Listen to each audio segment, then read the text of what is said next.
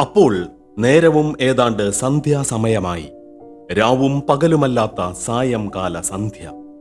മട്ടുപ്പാവിന് താഴെ കൊട്ടാരമുറ്റത്ത് മന്ത്രിമാരും സേവകന്മാരുമായ ഒട്ടനവധി അസുര പരീക്ഷകൾ നിൽപ്പുണ്ട്. ഹിരണ്യകശിപു മകനെ നോക്കി അവജ്ഞയോടെ ചോദിച്ചു, "എന്തടാ കുട്ടി, നീ ഈ വിധം താന്തോന്നിത്തം കാണിക്കുന്നത്? എന്തു കണ്ടിട്ടാണ് നിന്റെ പിതാവിനെയും ഗുരുക്കന്മാരെയും ധിക്കരിച്ച് നമ്മുടെ പരമശത്രുവായ ആ വിഷ്ണുവിനെ സേവിക്കുന്നത്?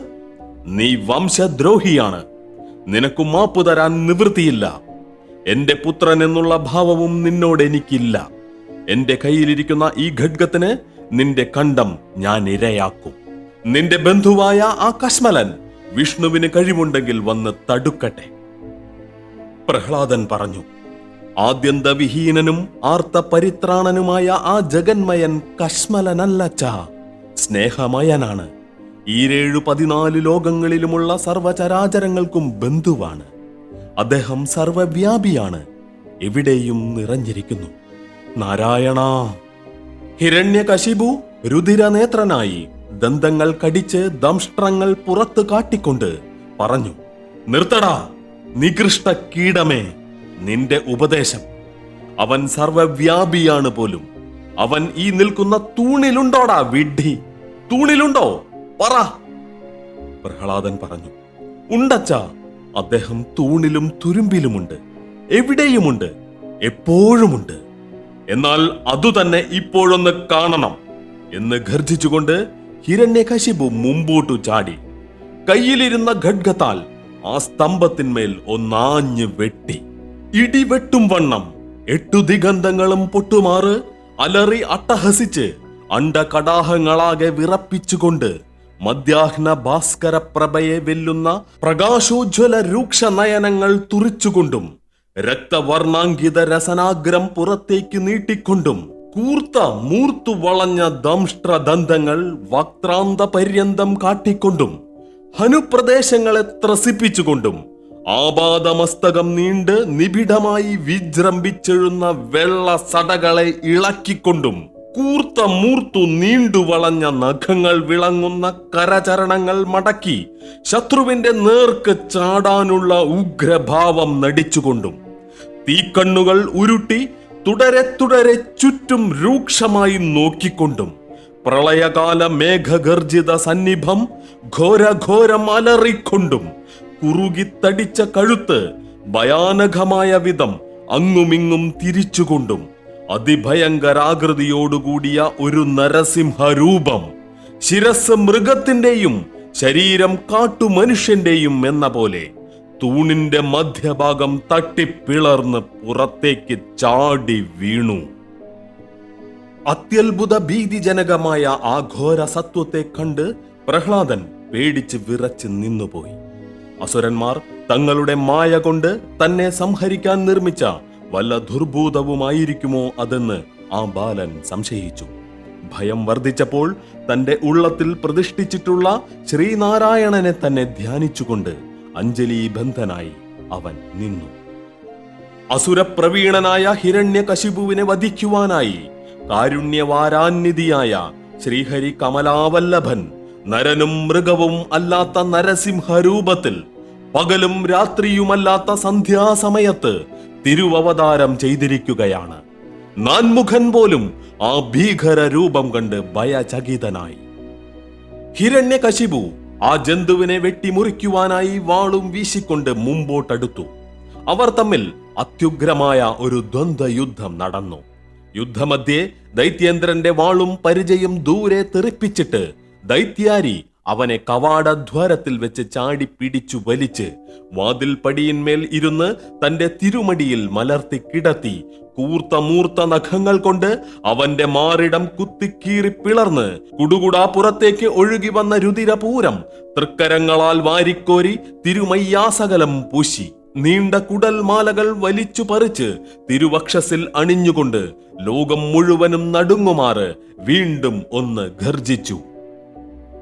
മനുഷ്യനും മൃഗവുമല്ലാത്ത നരസിംഹം, പകലും രാത്രിയുമല്ലാത്ത സന്ധ്യാസമയം, അകത്തും പുറത്തുമല്ലാത്ത വാതിൽപ്പടി, ആകാശവും ഭൂമിയിലുമല്ലാത്ത മട്ടുപ്പാവിൽ ഭഗവാന്റെ ഉത്സംഗം, ആയുധങ്ങളല്ലാത്ത ഭഗവാന്റെ നഖങ്ങൾ.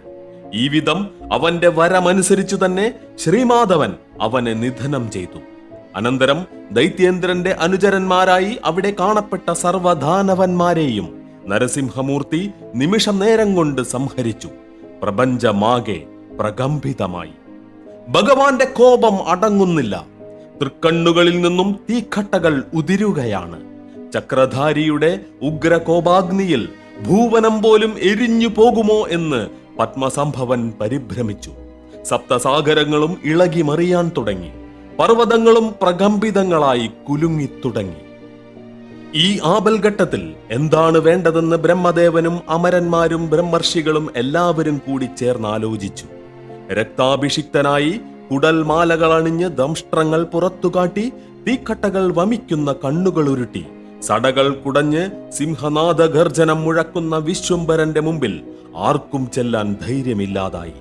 ഇന്ദ്രാദി അഷ്ടദിക്പാലകന്മാർ നിന്ന് വിറയ്ക്കാൻ തുടങ്ങി. നാരദൻ വീണയിൽ നാരായണ സ്തോത്രങ്ങൾ അനവരതം പാടി. ദേവഗന്ധർവ കിംപുരുഷന്മാർ പരംപുരുഷന്റെ തിരുനാമങ്ങൾ വാഴ്ത്തി സ്തുതിച്ച് നൃത്തം ചെയ്തു.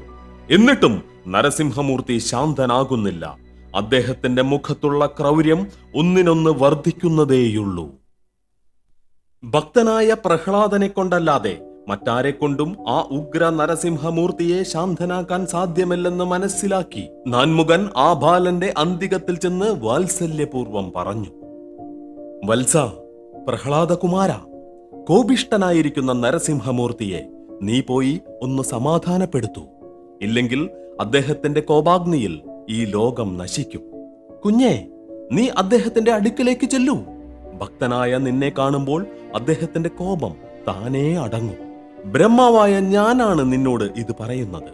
ചെല്ലൂ കുമാര, പേടിക്കാതെ അടുത്തു ചെല്ലൂ. അദ്ദേഹം സാക്ഷാൽ മഹാവിഷ്ണുവാണ്, നിന്റെ നാരായണനാണ്. വിരിഞ്ചോക്തികൾ കേട്ട് പ്രഹ്ലാദൻ ശ്രീനാരായണ നാമം ജപിച്ചു തൊഴുതുകൊണ്ട് നരസിംഹമൂർത്തിയുടെ സന്നിധാനത്തിലേക്ക് സാവധാനം നടന്നു ചെന്നു. അവിടെ നിന്നുകൊണ്ട് തന്നാലാവുന്ന വണ്ണം വൈകുണ്ഠപതിയെ അവൻ വാഴ്ത്തി സ്തുതിച്ചു. അനന്തരം പൊട്ടിക്കരഞ്ഞുകൊണ്ട് അവൻ അദ്ദേഹത്തിന്റെ തൃപ്പാദ മലരുകളിൽ വീണ് നമസ്കരിച്ച് കണ്ണുനീരുകൊണ്ട് ആ കുഴൽ മലരുകളെ കഴുകി. തന്നെ സ്തുതിച്ച് തന്റെ പാദങ്ങളിൽ വീണു കരയുന്ന പ്രഹ്ലാദ കുമാരനെ കണ്ടപ്പോൾ കരുണാനിധിയായ കമലാകാന്തന്റെ വദനത്തിൽ വ്യാപിച്ചിരുന്ന കോപരൗദ്രഭാവങ്ങൾ മറഞ്ഞ് തൽസ്ഥാനത്ത് ഭക്തവാത്സല്യം തുളുമ്പിയ ഒരു മന്ദസ്മിതം തെളിഞ്ഞു. കോപാരുണിമങ്ങളായിരുന്ന രക്തരൂക്ഷ നയനങ്ങൾ ശാന്തങ്ങളായി അവയിൽ നിന്നും കൃപാരസം വഴിഞ്ഞൊഴുകി. അദ്ദേഹം ആ കൊച്ചുബാലനെ തൃക്കരങ്ങളാൽ വാരിയെടുത്ത് തന്റെ വക്ഷസിനോട് ചേർത്ത് ആശ്ലേഷിച്ചുകൊണ്ട് അവന്റെ ശിരസിൽ 1000 വാത്സല്യ ചുംബനങ്ങൾ അർപ്പിച്ചു. ഭക്തനോടുണ്ടായ കാരുണ്യാതിരേകത്താൽ തീജ്വലിച്ചുകൊണ്ടിരുന്ന ഭഗവാന്റെ നേത്രദ്വയങ്ങളിൽ നിന്നും അശ്രുക്കൾ അടർന്നു വീണു. ഭഗവാന്റെ ഭക്തവാത്സല്യം കണ്ടപ്പോൾ ബ്രഹ്മദേവാദികളുടെ കണ്ണുകളിലും സന്തോഷാശ്രുക്കൾ നിറഞ്ഞു. നിഷ്കാമവും നിഷ്കളങ്കവുമായ ഭക്തിയായിരുന്നു പ്രഹ്ലാദനുണ്ടായിരുന്നത്. ഭഗവാൻ ദയാപുരസരം അവനോട് ചോദിച്ചു: വത്സ, നിനക്കെന്തു വരം വേണം? ചോദിച്ചുകൊള്ളുക, സന്തോഷത്തോടുകൂടി ഞാൻ നൽകാം. പ്രഹ്ലാദൻ തൊഴുതുകൊണ്ടുണർത്തിച്ചു: ഭഗവാനേ, അടിയന് യാതൊന്നിനോടും മോഹമില്ല. ആയതിനാൽ വരമൊന്നും അടിയന് ആവശ്യമില്ല. കാമക്രോധാദി വികാരങ്ങളോ പാപചിന്തകളോ അടിയന്റെ മനസ്സിൽ കയറാതിരിക്കുവാൻ നിന്തിരുവടി അനുഗ്രഹിക്കണം. കൂടാതെ അടിയന്റെ പിതാവ്, അദ്ദേഹം എത്ര തന്നെ ദുഷ്ടനാണെങ്കിലും അടിയന്റെ അച്ഛനാണ്. അദ്ദേഹം ചെയ്തിട്ടുള്ള പാപങ്ങൾ തീർത്ത് അദ്ദേഹത്തിന്റെ ആത്മാവിന് ഗതി വരുവാൻ നിന്തിരുവടി അനുഗ്രഹിക്കണം.